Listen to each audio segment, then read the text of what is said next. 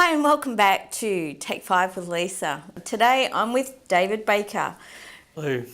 David's just come back from a trip to London to check out what's been going on in accessibility arts and disabled arts. And I'd have to say one of the two of the main highlights I'd have to say was a theatre company from Mind the Gap, where an artist by the name of Jez Colburn who had a fear of sirens, and he wanted to create a show over his fear of sirens and how he came about, how his fear of sirens came about, but also how he turned the negative into a positive, and it was really quite an amazing show. I've never really heard of that before, turning an actual fear into a positive experience and an artistic show. So that would have been like quite dramatic. Oh, it was. It was very dramatic. It was quite, even the different atmospheres, because it was both performed inside and outside. So I got a bit of a taste of which worked better.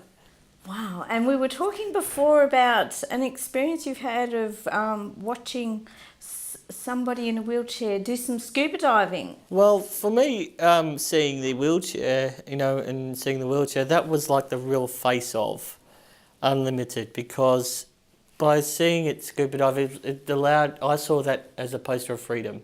Like, we can do whatever we like here, regardless, whatever boundaries we can actually go along and create. So she basically went to some technicians and said, look, I want to go into the water and go swimming and scuba diving, and where it was actually off the coast of Egypt, and with all the coral reefs, you could actually tell that she was actually in her own world. And funny enough, I remembered I actually met the artist as I was doing a visual arts tour of because they were showcasing visual arts as well. Yeah.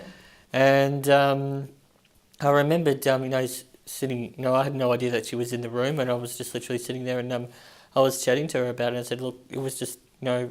It's fantastic to see somebody to go out there and just like swim in the just to swim in the ocean and take another step. You know? And I think that's what it's about really, and it's about Unlimited, and it was about it's not about what you can what you can't do. It's about what you can do, and really challenging yourself as a person and as an artist, and I personally didn't see it was us and them. It was just like together, together. Going forward, it was.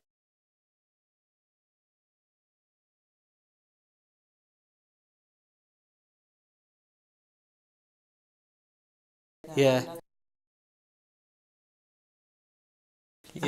To the community as a whole, that's right. It's an equal playing field. Well, one of the main goals I'd love to accomplish here in Australia is actually have a disability-led theatre company, where people with disability are doing the work and are producing work, and it's just really creating, really as artists, and look, I think there's far more than being on stage and performing. I think there's far more than to do with the lights and the and the sound and and stage management and administration. People with disability hearing can do it, and we can do and we can produce work, and yes, we can create work and be artists in our own right, without anybody telling us. And that's one of the main focuses that I came back from, and I'd love to bring it back here to Australia. We've still got a little way to go, or quite a long way to go, really, in Australia. Quite a long way. Yeah, I would love to go over and see that. Well, thank you, David. It's been a really fascinating conversation today. Thank you. I know I've learnt a lot. So, all the very best in your future endeavours. That really sounds great. I know a few people who'd be interested in getting into stage management and everything. Yeah. So, yeah. Well, thank you very much for having me on board. Right, thanks. Thank you. See you later. See you later.